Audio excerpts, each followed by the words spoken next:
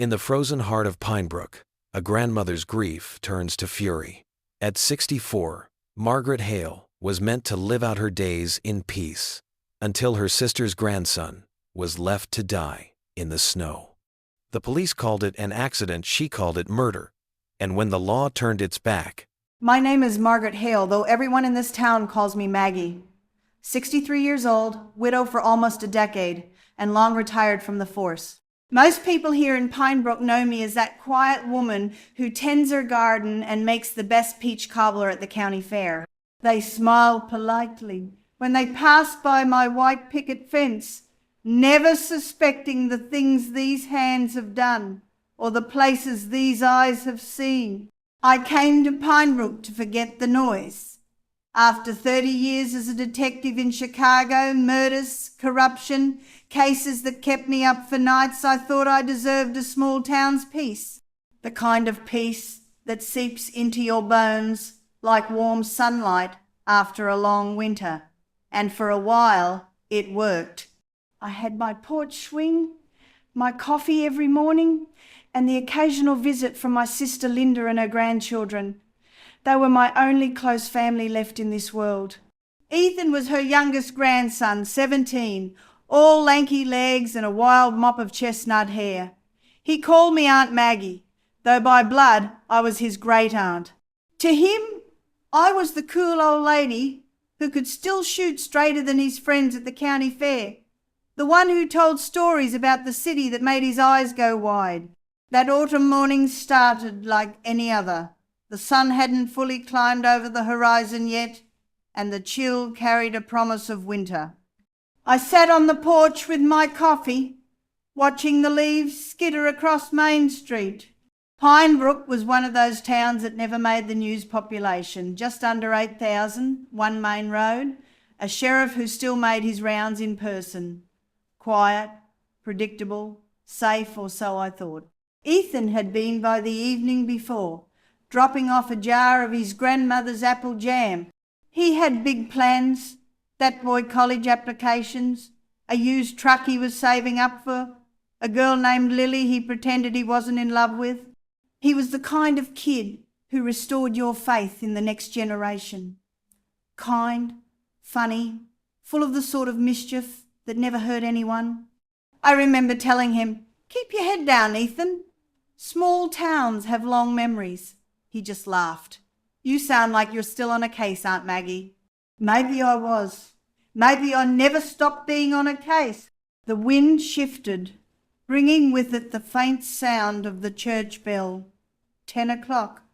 Time for groceries, the post office, the same old routine. But that day something itched at the back of my mind like the feeling you get when you know you've forgotten something important. By afternoon, the news came. Sheriff Clarkson showed up at my door, hat in hand, eyes lowered. "Maggie," he said, voice low, "there's been an accident." The word accident has a taste bitter, metallic, final. Ethan was gone. They said his truck went off the old Miller's Bridge, down into the ravine. No skid marks, no witnesses, just a boy and a cold river that didn't give second chances. Linda collapsed when she heard. I held her as she shook, her cries filling the room like a storm. The rest of the family arrived, casseroles in hand, murmurs about God's plan and how cruel fate can be. But I didn't cry. Not yet.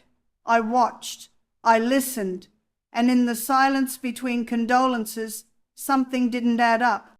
The sheriff said the road was slick, but the skies had been clear for a week.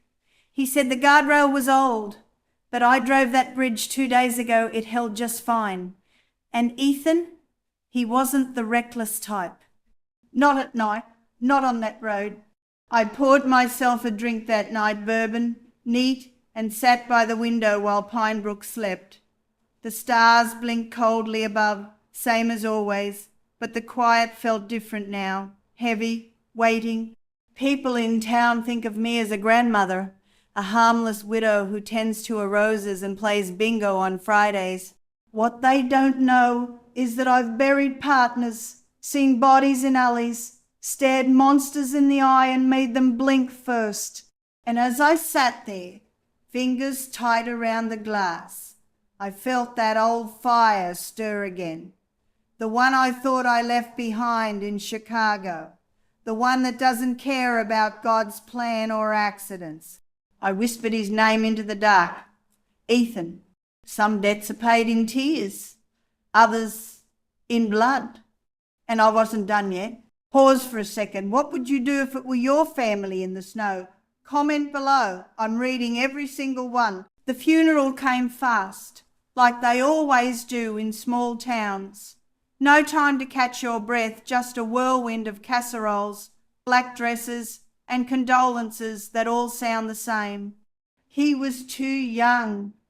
Such a tragedy. God must have needed another angel.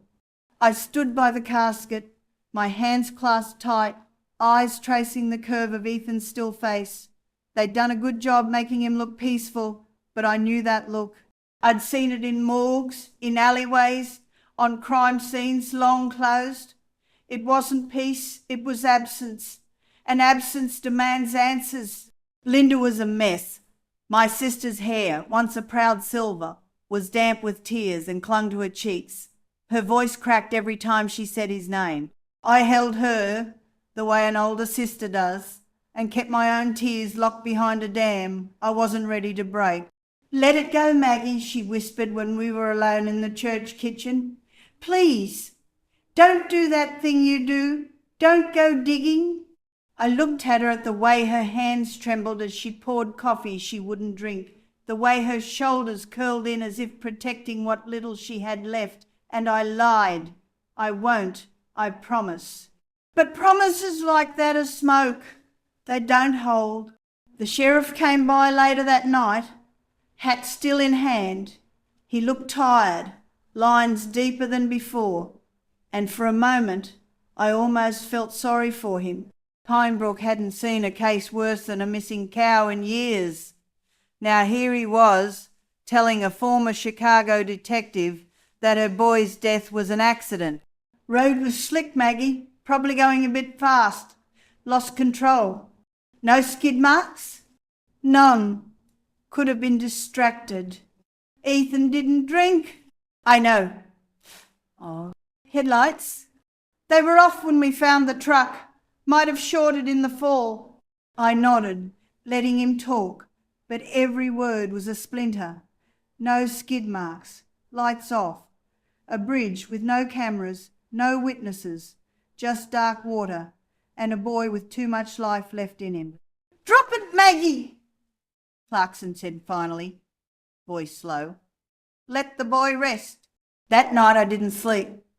I sat at the kitchen table with Ethan's photo beside me, the one from last summer where he stood grinning with a fishing pole, his first catch hanging beside him like a trophy. The boy had plans. He had a future. I started a list in my old leather notebook, the one I hadn't touched since leaving the force. Bridge condition, solid 2 days ago. Skies clear, no rain, no ice. No skid marks. Headlights off on impact. One by one, the pieces fell on the page like bones in a shallow grave. By morning, I'd made up my mind. The first thing you learn as a detective is that small towns talk. They talk more than they breathe, but their words are smoke screens. Too many whispers can hide the truth if you don't know how to listen. I knew how to listen. I started with the gas station near Miller's Bridge. Old Harry was behind the counter, same as always, leaning on his elbow like the world owed him a nap. "Evening, Maggie," he said. Terrible thing about that boy. "You see him that night?" Harry frowned. "Might have. He comes by for gas sometimes, you know, always polite." "Why?" "Trying to make sense of it," I said, offering a tired smile. He scratched his chin. "Came in with some friends last week. 3 boys, loud ones. You know the Martin kid, runs with a rougher crowd." "Jason Martin?" I asked, the name tasting sour. Harry nodded. "That's the one. Saw them arguing near the lot 2 nights before the accident. I left with more questions than answers. Linda called me that afternoon. They're saying you've been asking questions. Who's they? I asked. Don't start, Maggie. The town, Clarkson. Everyone's worried you're stirring up things that should stay buried. I bit my tongue. For her sake, I bit it hard. I'm just trying to understand. You can't bring in that. No, I said quietly, but I can find out why he's gone. By the 3rd day, I found myself parked at the edge of Miller's Bridge, staring down at the ravine where the river whispered below. The guardrail was bent where the truck went through, but something didn't sit right. The impact marks were too clean, too deliberate, like something had nudged him over. I crouched down, running my fingers along the scrape marks on the asphalt, too wide for a single car, more like a sideswipe. The wind carried the smell of wet leaves and rust. Somewhere, a crow called, and there, in the dirt by the roadside, half hidden by weeds, I saw it, a shard of broken glass tinted red with a smear of paint that didn't match Ethan's truck. Someone had been here, someone who didn't want to be seen. That night, I took out the bourbon again. Same spot by the window. Pinebrook looked the same as it always did. Quiet streets, warm lights, families safe in their little boxes. But underneath it all, something had shifted. A boy was dead, and the town was already burying the truth with him. I traced the rim of the glass with my finger. I could almost hear Ethan's laugh. See that cocky grin when he beat me at darts last Christmas? My hands itched for the old weight of my badge. My shoulder ached where the last bullet went in. Years ago, the past was calling, and I was the only one who still knew how to answer. People think revenge comes like a storm, loud, violent, sudden. They're wrong. Revenge starts as a whisper. It starts with a name in the dark, a question you can't stop asking, a boy whose story can't end in a ditch. And in that moment, I stopped being a retired grandmother.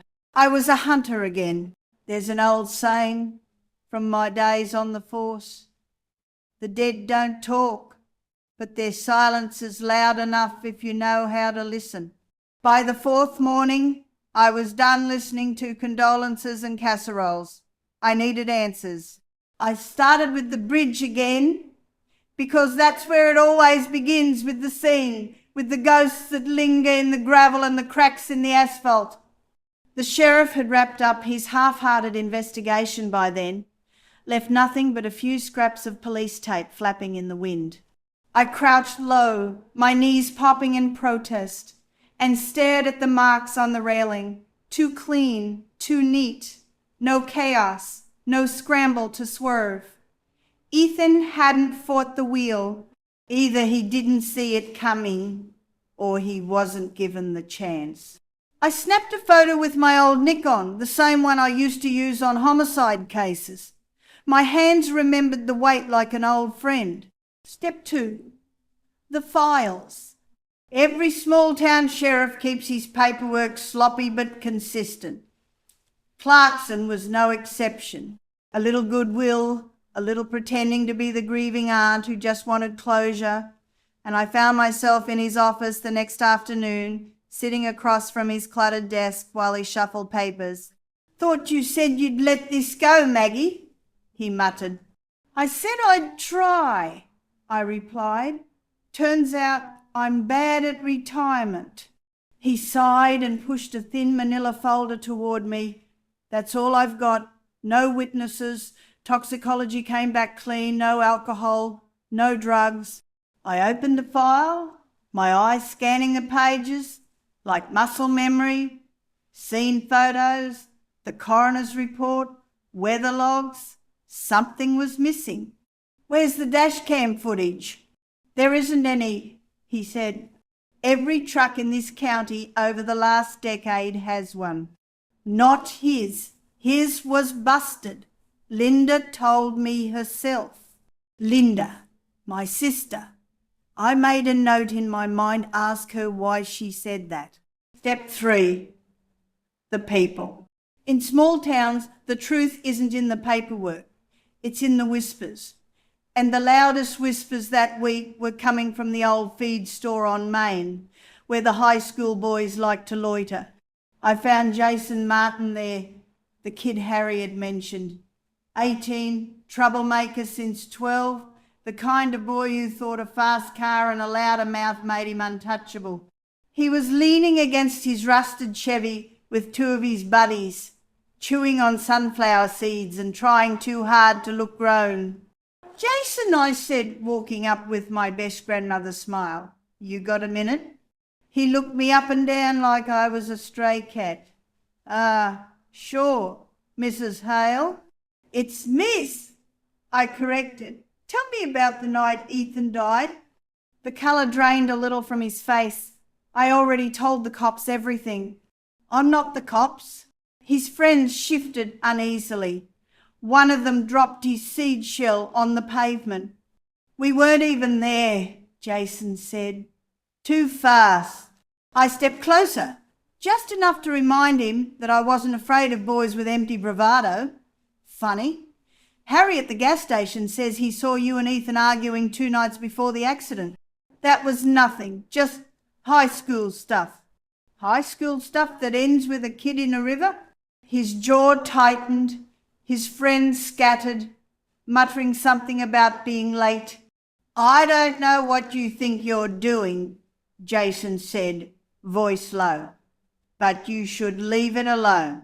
There it was, the line, the threat hidden in the polite words. I smiled again, sweet as sugar. Jason, I've buried partners with less attitude than you. Don't tell me what I should do. By evening, my phone buzzed, a number I didn't recognize. You need to stop asking questions, Maggie, a voice said. Male, older, maybe mid-40s, calm, too calm. Who is this? Silence. Click. I stared at the phone for a long while. My hands didn't shake. They haven't shaken in years. Step 4, the past. I dug out my old box from the closet, badges, commendations, a Glock 19 wrapped in oilcloth. I hadn't touched it since moving here. It felt heavier than I remembered. I laid it on the table beside Ethan's photo. They think I'm just a grandmother, I whispered. Good. I spent the next 2 nights building a map. Ethan's last known movements, the Martin boys' connections, the bridge's blind spots. I called in a favour to an old partner in Chicago, a man who owed me more than one. He ran a plate number I'd caught near the bridge that night, a black Ford Explorer, registered to a name that made my stomach turn. Dean Morland. Dean Morland, the new contractor in town? Bought up half the riverfront last spring, donated to the mayor's campaign, had a reputation for getting what he wanted, one way or another. Why would a man like that cross paths with a boy like Ethan? I visited Linda the next morning. She looked older already, grief eating away at her like rust. Did Ethan owe anyone money? I asked gently. He barely had enough for gas. What about his truck's dash cam? Clarkson said it wasn't working. She hesitated, just a flicker. But I saw it. That's what Ethan told me. It was acting up. I leaned in. Linda, if there's anything you're not telling me, now's the time. She burst into tears. I told him not to get involved, Maggie. He was working nights at Morland's yard. Said he needed the cash for school. I told him those men were trouble. And there it was, the thread. That night, I sat in my car across from Dean Morland's warehouse, lights dimmed, engine off. Men came and went, big men, the kind who walk like they've got a gun tucked in their waistband, no uniforms, no company logo. Something about the place stank. Drugs, smuggling. I'd seen 100 like it in the city. I touched the cold steel of the Glock in my lap and whispered, "One step at a time." The quiet life was over. The first rule of small towns, everybody knows everybody, and everybody knows everything except the truth. That part they keep locked away, wrapped in polite smiles and potluck dinners. Dean Morland was one of those polite smiles. Tall, neatly dressed, handshakes like steel traps. He'd moved to Pinebrook a year ago, poured money into revitalising the riverfront, and suddenly half the town owed him favours. When a man like that arrives in a place like this, it's never for the fishing.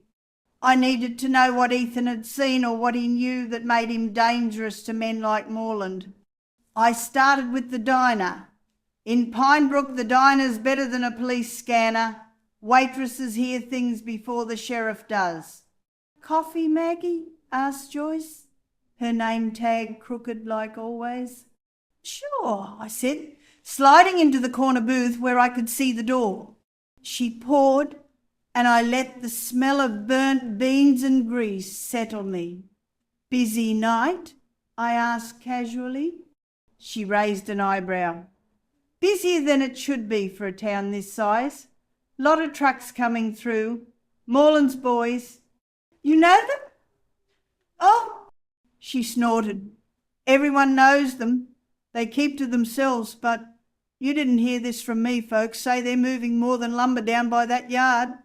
I smiled faintly. "Drugs?" Her lips tightened.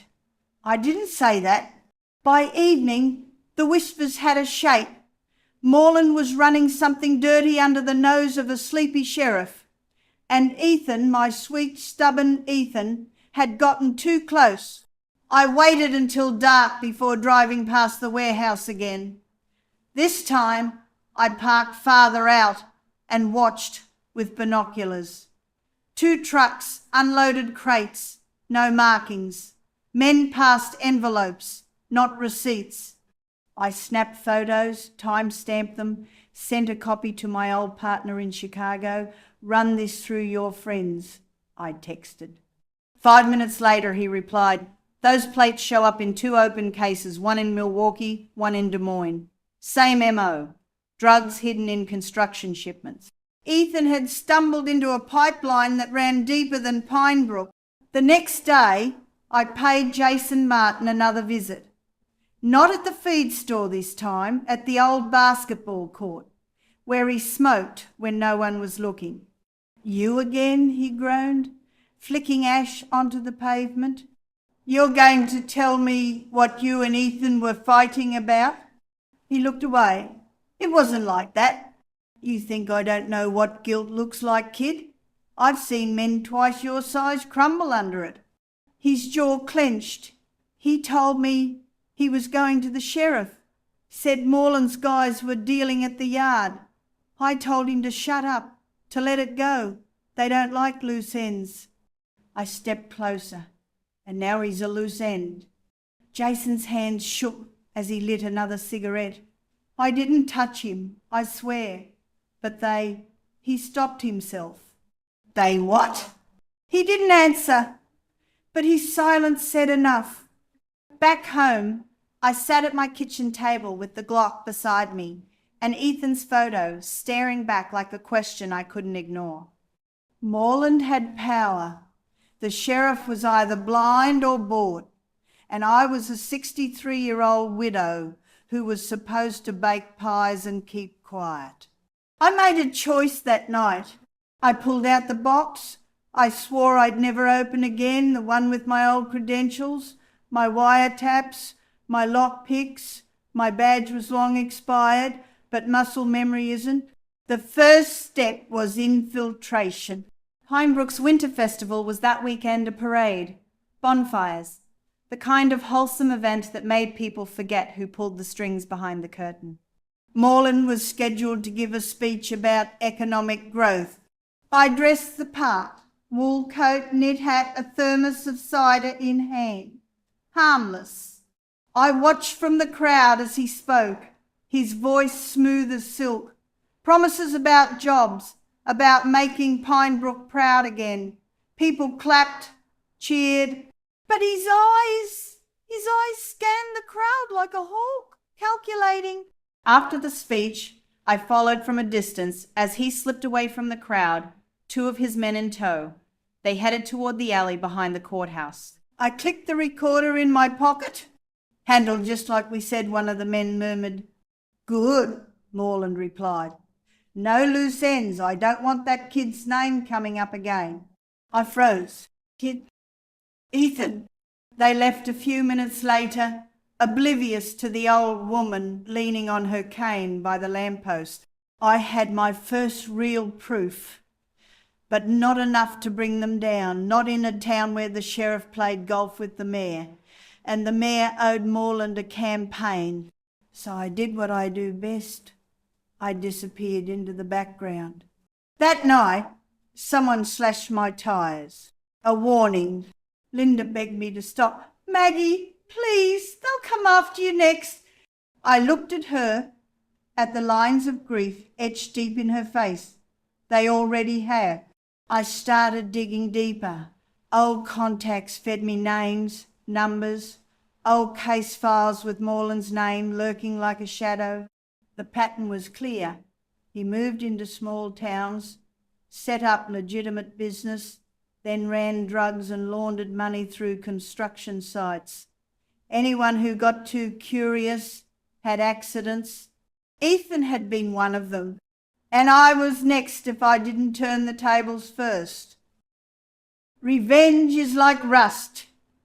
It doesn't come all at once. It creeps, it stains, and once it takes hold, it eats everything in its path. By the time winter settled over Pinebrook, I'd spent 3 weeks gathering pieces, names, routes, faces, in the dark. I knew who Dean Morland was. I knew what his men were moving through our quiet little town. And I knew one thing more. They thought I was harmless. Good. Let them keep thinking that. The first strike had to be small. A whisper, not a scream. I wasn't looking to bring their empire down overnight, just to let them know that someone out there remembered Ethan Hale and that someone wasn't afraid to push back. I started with their shipments. Harry at the gas station owed me a favour or two, so he tipped me off when a black Ford Explorer rolled through after hours. Same plates I'd seen the night Ethan died. I followed it, lights off, keeping 2 cars' length back on the winding road to Morland's warehouse. The snow crunched under my tyres. It was late, too late for a legitimate delivery.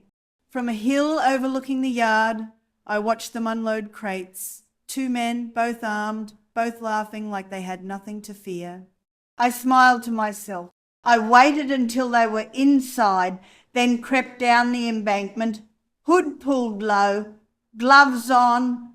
The padlock on the side gate was a cheap one of those dime store things you could open with a bobby pin. Old habits die hard. Inside, the smell of chemical powder and motor oil hit me like a wall. Crates stacked 6 high, labels that didn't match their contents. I cracked one open with a crowbar and found what I expected. Bags of white powder sealed in plastic, wrapped beneath a layer of fake lumber invoices. I took pictures, lots of them. Then I planted my gift, a small device I'd held on to for years, a homemade tracker that pinged to my phone. Every shipment they moved from here on out, I'd know where it went. Before I left, I took one more thing, a bag of the powder. Not for me, God forbid, but for proof.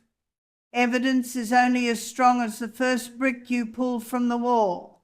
The next day, the whispers started. Someone broke into the yard. Nothing was stolen. But Morland's furious. They say he's putting more men on watch. I kept my head down. I baked pies. I shovelled my wool. I smiled at the postman. But in the quiet hours of the night, I studied those photos, memorized the layout of the yard, the schedules of the trucks, and I waited. Jason Martin found me again, this time outside the hardware store. "You need to stop," he hissed, his eyes darting like a rabbit's. "Stop what?" I said mildly, sliding a bag of rock salt into my cart. "They know it's you. They know you've been poking around." "Good," I said, locking eyes with him. "Let them know." He paled. "You don't understand. These guys don't care you're a grandmother." I cut him off. "That's why they'll never see me coming." 2 nights later, I made my real move. There's an old service tunnel under the Miller's Bridge, long abandoned, but not locked. Ethan used to fish near it. It connected to the river route Morland's trucks sometimes took to bypass the main road. I waited in the dark, snow falling in soft sheets outside, Glock in hand, breath steady. At 2:17 a.m., the Explorer rolled in, headlights slicing the fog. 2 men got out, hauling crates. I stepped from the shadows and fired one shot clean into the truck's front tire. The blast echoed like thunder. They spun guns half raised, but I was already gone down the tunnel, boots crunching on ice. They'd spend hours that night combing the woods, thinking it was kids, vandals, some rival gang. But they'd know, deep down, that this was the beginning. By morning, the whole town buzzed. "Morland's shipment hit!" No one saw who did it. Sheriff Clarkson's tightening patrols. Linda cornered me at the grocery store, her hands white-knuckled around her shopping basket. "Maggie, what are you doing?" she whispered. "What should have been done weeks ago. They'll kill you." "Maybe," I said softly, "but they already killed him." I found another note under my porch that night. Just 3 words, scrawled in red ink. "Stop or bleed." I burned it in the sink and poured myself a drink. "You're going to have to do better than that," I muttered, because this wasn't the end of the fight. This was just the first blow.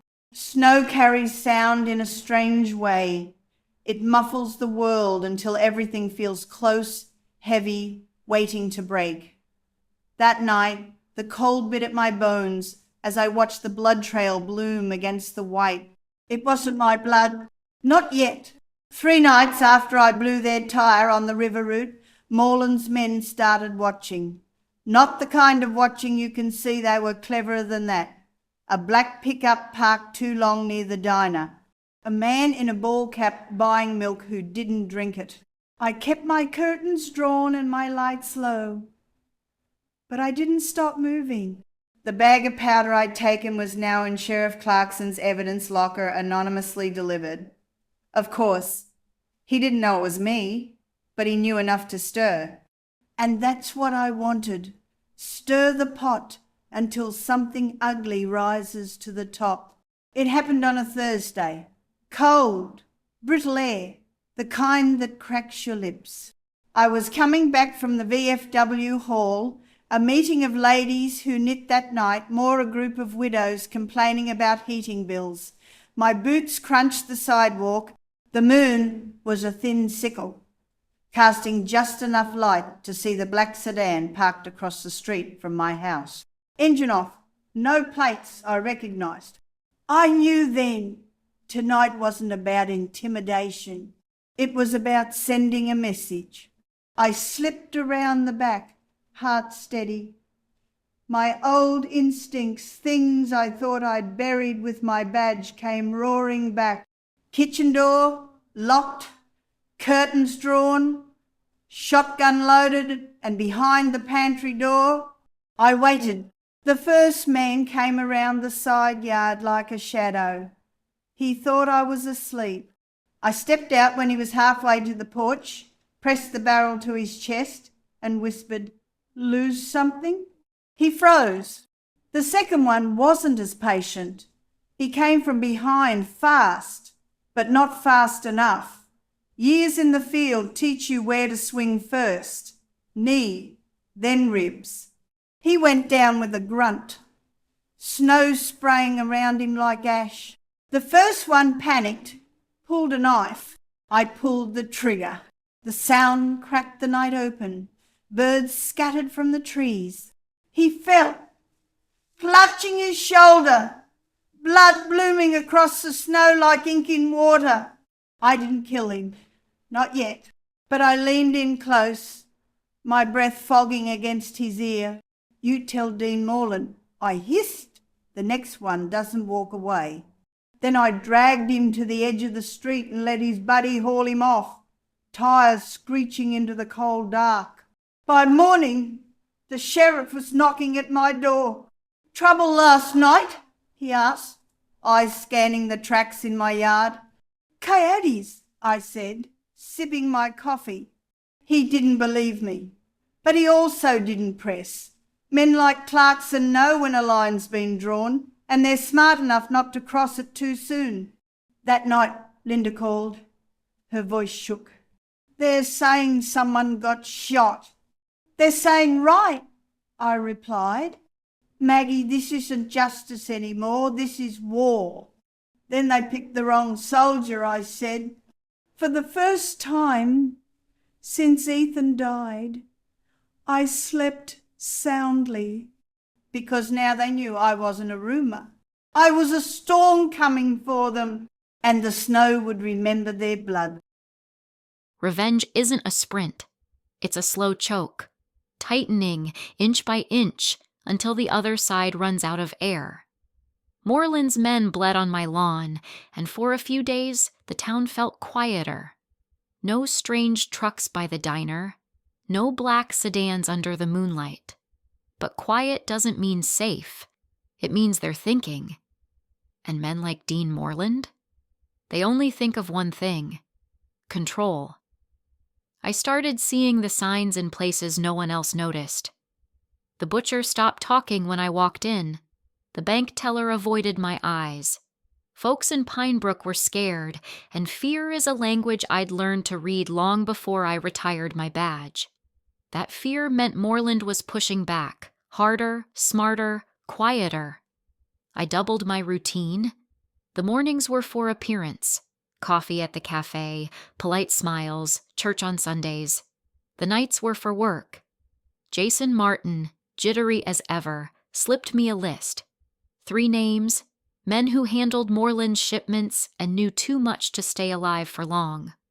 One of them, a mechanic named Walter Kess, had been bragging in a tavern about a job gone wrong near the river. That was my crack in the wall. I found Walter behind his garage, cigarette in hand, grease on his sleeves. You talk too much, I said, stepping out of the shadows. He jumped like a startled deer, hands half raised. Lady, I don't want trouble. You already bought it, I cut in. Tell me who was in that truck the night Ethan Hale died. His eyes darted. Lie or live. That's what he was calculating. I pressed the muzzle of my Glock just enough against his side to make the decision easier. Moreland wasn't there, he whispered. He never gets his hands dirty. It was Rafe and Colin. They were moving a package. Some kid ran out. They didn't see him. Hit him, panicked, dumped the body down by the river bend. I felt the cold crawl up my spine. Where are they now? Rafe runs with Moreland's nephew. Colin. He left town last week. Heard he's hiding in Westfall. 2 names, a location, and a nephew. The net was starting to tighten, but it also meant they were feeling it too. That same night, a rock shattered my kitchen window. When I swept up the glass, there was a note wrapped around the stone. You should have stayed a widow. Linda came by in the morning, eyes wide. Maggie, you have to leave town. Go stay with Sarah in Denver. This isn't your fight anymore, I poured her coffee, calm as a January pond. It became my fight the moment they left Ethan in the snow, I said. I'm not leaving, Linda. Not now I knew what came next. Men like Moreland. They don't just send threats, they send hunters. So I became one first. The tracker I planted in their shipment weeks ago finally pinged. Movement, southbound, toward Westfall. Colin was running, but not fast enough. And as I packed my bag, ammo, maps, and a flask of strong coffee, I looked out over the snow-covered pines and felt something strange. Not fear, not guilt. Purpose. Westfall was one of those towns that didn't exist on postcards. A gas station, a diner that smelled of burnt bacon grease, and a row of houses that looked like they'd been abandoned since the 80s. Perfect place to hide a coward. The tracker pinged again as I rolled into town, a soft buzz in my pocket. Colin's trail ended here. I parked my truck near the old sawmill on the outskirts. Snow crunched under my boots as I stepped out, scanning the empty windows for movement. No cameras, no patrols, just silence. That was the first bad sign. Men like Colin don't run. They get hidden. And if Moreland wanted him tucked away, it meant Colin had something worth protecting. I found him 2 streets over, in a boarding house with peeling paint and a porch light that flickered like a dying heart. I didn't knock. I waited. Just after dusk, the door opened and a man stepped out, coat pulled tight, face pale in the cold. He lit a cigarette, his hands shaking like twigs in the wind. Colin. I followed him down the alley, boots soft in the snow. He turned the corner, and that's when I pressed the barrel of my Glock to the back of his neck. "Keep walking," I whispered. He froze, breath fogging in the cold. Who the hell are you? The last face you'll see if you lie to me." We stopped under a dead streetlight, and I shoved him against the wall. "Ethan Hale," I said. "You left him in the snow. You watched him die." His eyes widened. "I didn't. Rafe was driving, I swear. I wanted to stop." "Where's Rafe?" He shook his head. "Moreland's nephew took him to the quarry. They said they'd handle him before he talked." A gunshot cracked the air before he could say more. The brick wall beside my head exploded in dust. I dropped low, dragging Colin with me as a black sedan screeched to a stop at the alley's mouth. "Go!" a voice shouted from the car. Colin wrenched free, bolting toward the light. I fired twice, missed the tires but hit the rear panel. The sedan peeled away, taillights bleeding red into the snow. And Colin? Gone. I cursed under my breath steaming in the freezing air. This wasn't a hunt anymore. This was a war of attrition. They were moving their pieces faster than I could pin them down. I spent the night in a motel off Highway 14, curtains drawn, Glock under the pillow. On the table beside me, a map. The quarry circled, Westfall underlined, Moreland's name written like a wound. They'd tried to take him away from me. They'd failed. And now they'd given me a gift. A trail straight to Rafe, Moreland's nephew's right hand. The snow outside fell heavier, blanketing the world in white. By morning, it would hide my tracks well enough to make a move. This wasn't about patience anymore. It was about pressure. And in Westfall, I just started to squeeze. The quarry sat 3 miles outside Westfall, an open wound in the earth, frozen edges rimmed with snow and silence. I remembered it from my service days. Back then, it was just a pit where men earned their paychecks and broke their backs. Now it was something else, a graveyard for secrets. And tonight, it would be a battlefield. I drove in before dawn, lights off, tires crunching over frost-bitten gravel. The air smelled of rust and coal dust. My fingers gripped the wheel tight, knuckles white, heart steady. The tracker pinged again. Rafe was here. So was Colin. At least for now. I parked behind a stack of abandoned loaders, shouldered my pack, and checked my Glock. 1 full mag, 2 spares, enough to make a statement. Maybe not enough to walk out breathing, but that bridge would burn when it came. Through the haze, I saw them. 2 trucks near the pit's edge, men unloading crates, rifles slung casual like they were just props. And there, Rafe. Taller than I expected, a scar across his cheek, cigarette glowing red in the pre-dawn dark. Colin knelt beside him, hands zip-tied, head low. "You're making this harder than it has to be," Rafe said, his voice carrying over the snow. Colin mumbled something I couldn't hear. Rafe laughed, a hollow, mean sound. "Moreland wanted this clean. But you dragged it into the mud." He raised his pistol. "That's when I moved. I fired once, clean, deliberate. The shot echoed off the quarry walls, sending birds screaming into the gray sky. Rafe ducked, shouting orders. The men scattered like roaches. I slid behind a loader, heart pounding, the smell of gunpowder curling in the air. "Who the hell is that?" one of them yelled. "Find her!" Rafe barked. So they didn't know it was me. Not yet. Good. The next 5 minutes were chaos. Gunfire cracking against steel, my boots slipping on frozen gravel, their flashlights slicing through the mist like angry eyes. I picked them off one by one, not killing, not yet. Knees, shoulders, the places that remind a man he's mortal. Then I reached Colin. "Get up," I hissed, cutting his ties. He stared at me like I was a ghost. You followed me? You were the breadcrumb. Now run." He bolted toward the tree line, limping but alive. Rafe wasn't so lucky. I found him near the pit's edge, bleeding from a graze along his arm, rage in his eyes. "You," he spat. "The old bat from Pinebrook." I leveled the Glock. "Name's Maggie." "Remember it." He lunged. We struggled, boots sliding on the icy rock.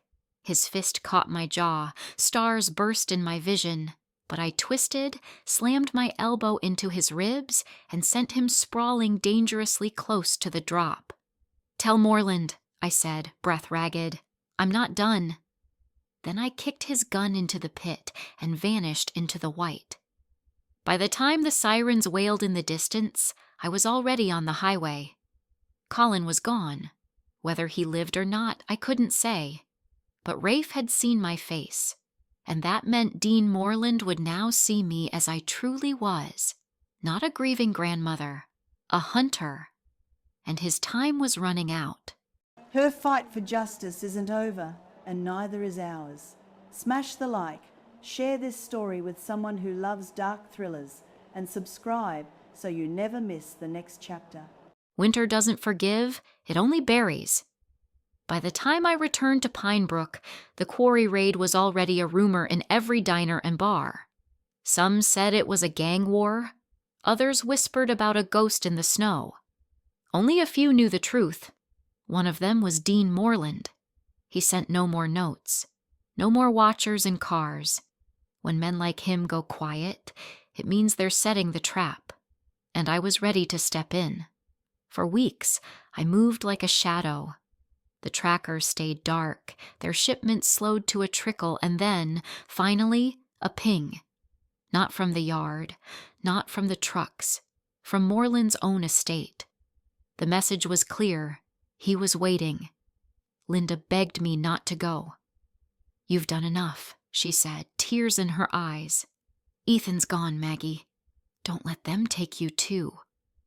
I kissed her cheek, shouldered my coat, and whispered, "This isn't about dying. It's about ending it."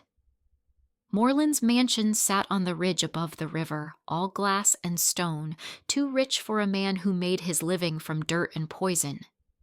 I'd been here before, once, years ago, at a charity dinner when I still wore my badge.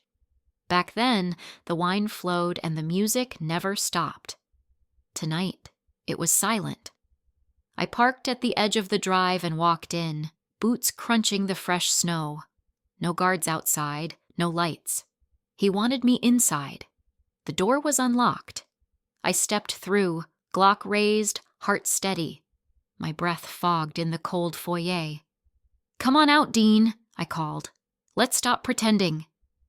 A voice echoed from the study. "You've caused me a great deal of trouble, Mrs. Hale."